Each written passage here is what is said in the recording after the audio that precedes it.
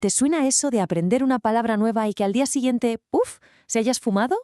Hoy vamos a ver por qué pasa esto y, lo que es más importante, cómo podemos solucionarlo para siempre. ¿A que sí? Es una situación súper frustrante, ¿verdad? Descubres una palabra que te encanta, piensas, esta la voy a usar fijo, y a la mañana siguiente, nada, vacío total, se ha ido con completo. Pues mira, aquí viene la buena noticia. No es que te pase algo raro, es un proceso totalmente natural. Nuestro cerebro está, digamos, programado para filtrar información y olvidarse de lo que no considera importante. Nuestro trabajo es, precisamente, convencerlo de que esas palabras nuevas sí que lo son. Venga, pues vamos a meternos de lleno en esto. El primer paso es entender a nuestro, entre comillas, enemigo, el olvido. Y no para luchar contra él, sino para aprender a jugar con sus reglas de una forma mucho más inteligente. Si hay que quedarse con una sola idea de todo esto, que sea esta. La memoria no es como hacer una foto, un acto único y ya está. No, es más bien un ciclo. Cada vez que nuestro cerebro se vuelve a encontrar con una palabra, esa conexión se hace un poquito más fuerte, un poquito más sólida. La clave, claro, no es repetir por repetir a lo loco, sino hacerlo con cabeza. Y bueno, todo esto está muy bien en teoría, pero ¿cómo lo llevamos a la práctica? ¿Cómo es esa repetición inteligente de la que hablamos? Pues mira, se basa en actos físicos muy sencillos pero súper potentes, que cualquiera puede empezar a aplicar pero ya mismo.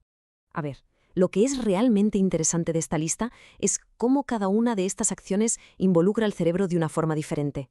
Cuando la escribes a mano, por ejemplo, creas una memoria muscular. Si dibujas algo, como el clásico ejemplo de un burro para la palabra donkey, estás creando una conexión visual potentísima. Lo de pegar un post-it que ponga silla en una silla es un clásico por algo, porque asocias la palabra con el objeto en tu día a día. Y por supuesto, usarla en una frase le da vida, le da un contexto. Y esta cita lo clava. De verdad, ilustra a la perfección el poder de la exposición constante y de bajo esfuerzo. No se trata de encerrarse a estudiar durante horas. A veces la magia está en integrar el aprendizaje en tu rutina, casi sin darte cuenta. Como tener un póster con palabras en un sitio por el que pasas todos los días. Es un aprendizaje casi invisible, pero, súper efectivo. Vale, ya hemos visto el qué hacer, los trucos, por así decirlo. Pero ahora viene lo bueno. Vamos a entender el por qué. ¿Qué es lo que pasa ahí dentro, en el cerebro, para que algo tan simple funcione tan bien? Pues la neurociencia tiene las respuestas. El efecto despaciado. Este es el secreto que hay detrás del póster en el baño. Mira, el cerebro no graba mejor algo porque lo repitas 20 veces en 5 minutos. Para nada. Lo graba cuando se lo vuelve a encontrar, pero a lo largo del tiempo. Hoy, luego mañana, a los 3 días. Cada repaso es como si interrumpieras la curva del olvido justo cuando empezaba a caer en picado. Y esta es la otra pieza del puzzle. Esto explica por qué escribir a mano o dibujar es tan bestia. No es solo una puerta de entrada para la información, es que abres varias a la vez. Involucras la vista, el tacto, el oído, si la dices en voz alta. Cada sentido crea como un camino nuevo hacia esa palabra en el cerebro. Y claro, cuantos más caminos haya, más fácil es llegar a ella después. Vale, perfecto. Ya hemos conseguido meter la palabra en el cerebro.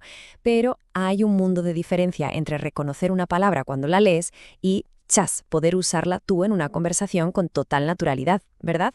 Venga, vamos a esa segunda fase, cómo hacerla tuya de verdad.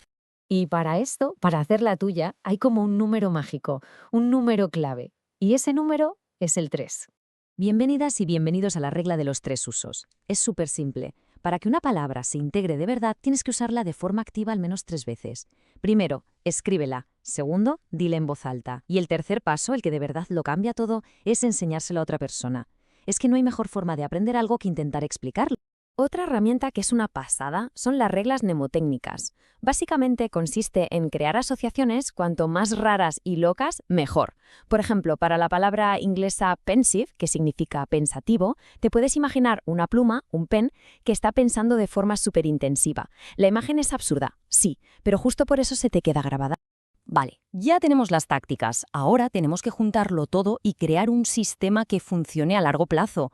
Porque la idea no es aprender 10 palabras hoy y ya, es ir construyendo un vocabulario potente con el tiempo. Y para eso, la estrategia lo es todo. Y antes de ver la estrategia buena, vamos a despachar rápido lo que no hay que hacer, los errores típicos. Aprenderse listas por orden alfabético no sirve de nada, el cerebro no funciona así. Intentar meterte 50 palabras en una tarde es la receta perfecta para olvidarlas todas. Y quedarte solo en leer la definición es un aprendizaje tan pasivo que se evapora. El enfoque estratégico es justo lo contrario. En vez de listas al azar, agrupa las palabras por temas, por familias. Tiene mucho más sentido. Aprender raíces latinas o griegas como que bene significa bueno o mal significa malo, ¡guau! Eso es como tener una llave maestra que te abre un montón de puertas. Y lo más importante, que las listas sean tuyas, personales, sobre tus aficiones, tu trabajo, porque si algo te importa se te queda mucho mejor. Y todo esto no es teoría, se puede poner en marcha, pero ya. Aquí tienes un posible plan de 30 días. La primera semana a tope con la conexión multisensorial, con solo 5 palabras al día. La segunda, metemos la magia de la repetición espaciada. La tercera, te conviertes en una especie de cazador de palabras en tu entorno. Y la cuarta, a consolidarlo todo con el paso final, enseñarlas. Este gráfico lo resume todo de un vistazo. La línea de empollar a lo bestia sube muy rápido, sí, pero es que luego se desploma. En cambio, la de la repetición espaciada crece más despacio, pero es un crecimiento sólido, constante, que se queda. Es, no sé, la diferencia entre construir un castillo de arena y uno de piedra. Y un último apunte que me parece súper importante para no frustrarse. Hay que aceptar e incluso celebrar esa fase borrosa, ¿sabes? Ese momento en el que una palabra te suena, sabes que la has visto, pero no te acuerdas bien de qué significa. Eso no es un fracaso. Al contrario, es una señal que la conexión en el cerebro se está formando. Es parte del cambio. Y esta es la gran idea final. Tener un vocabulario amplio no es una cuestión de ser más o menos inteligente, para nada. Es una cuestión de método, de estrategia, de saber cómo coleccionar palabras, cómo conectarlas entre sí y cómo volver a ellas de forma inteligente. Así que, al final, esto de recordar palabras no es una batalla contra el olvido, es más bien como un juego de construcción. Y con estas herramientas, las piezas las tienes tú. La única pregunta que queda es la que está en pantalla. ¿Cuál va a ser esa primera palabra que vas a hacer inolvidable?